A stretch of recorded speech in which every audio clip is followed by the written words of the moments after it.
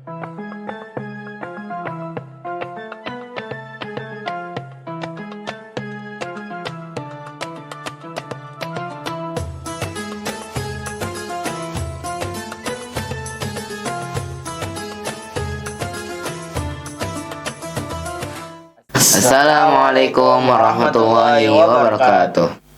Kembali lagi dengan kami Santri PTT Ar-Rahman di Kultum Madaniyah mengisi Ramadan dengan ilmu dan amalia.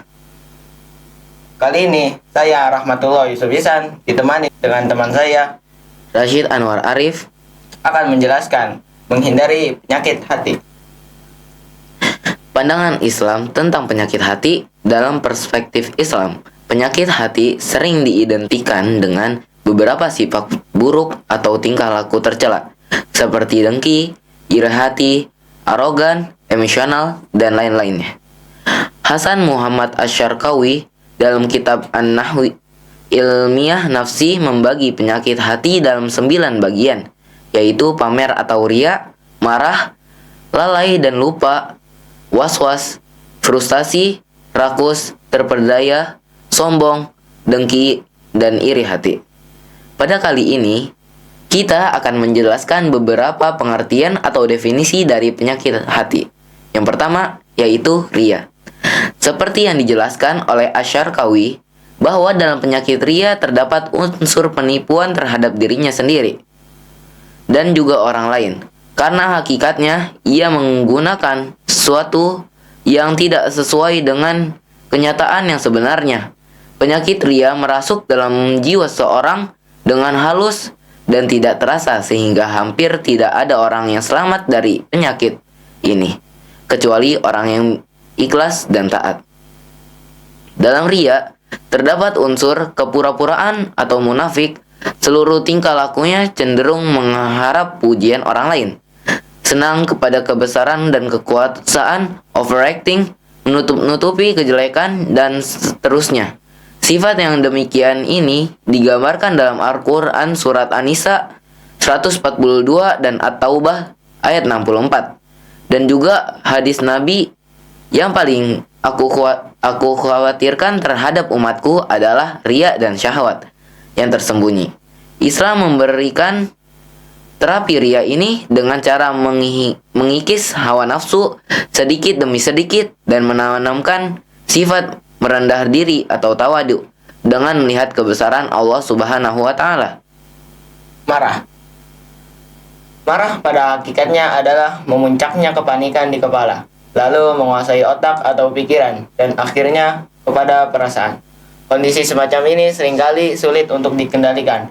Lebih lanjut, Asy-Syarqawi mengungkapkan bahwa marah akan menimbulkan beberapa pelampiasan. Misalnya secara lisan akan memunculkan caci makian, kata-kata kotor atau keji, dan secara fisik akan menimbulkan tindakan-tindakan destruktif. Dan jika orang marah tidak mampu melampiaskan tindakan-tindakannya di atas, maka dia akan berkompensasi pada dirinya sendiri dengan cara misalnya merobek-robek pakaian, menampar mukanya sendiri, membanting perabotan, dan seterusnya. Marah juga dapat berpengaruh pada hati seseorang, yaitu sifat dengki dan iri hati, rela melihat orang lain menderita, cemburu, suka membuka aib orang lain, dan seterusnya. Atas dasar inilah, maka Nabi melarang orang yang sedang marah untuk melakukan putusan atau memutuskan suatu perkara, sebagaimana sabdanya, seseorang tidak boleh membuat keputusan di antara dua orang yang berselisih, sementara ia dalam keadaan marah. Dan Al-Ghazali berpendapat bahwa cara untuk menanggulangi kemarahan sampai batas yang seimbang dengan jalan mujahadah untuk menanamkan jiwa sabar dan kasih sayang. Berkaitan dengan hal di atas, Utsman Najati berpendapat bahwa emosi marah yang menguasai seorang dapat membuat kependekan dalam berpikir. Di samping itu, energi tubuh selama marah berlangsung akan membuat orang siap untuk melakukan tindakan yang akan disesali di kemudian hari. Untuk mengatasi marah ini adalah dengan jalan mengendalikan diri. Sebab mengendalikan diri dari marah itu mempunyai beberapa manfaat. Yang pertama, dapat memelihara berpikir dan mengambil keputusan yang benar.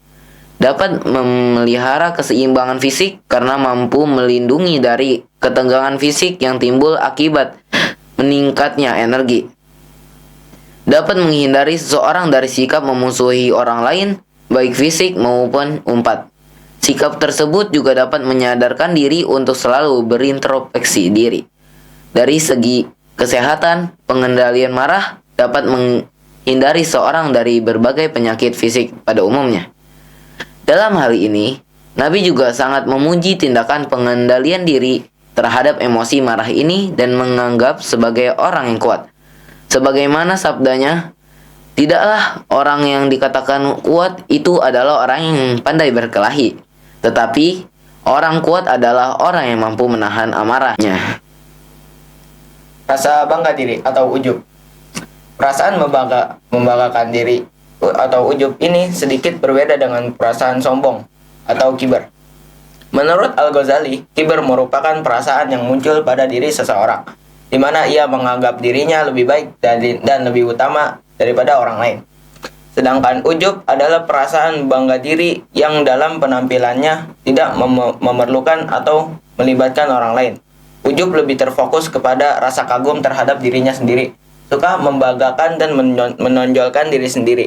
Kadang-kadang, pada sebagian orang, emosi ini merupakan tingkah laku yang dominan dalam kepribadian dan dapat menimbulkan sikap sombong, angkuh, serta merendahkan orang lain.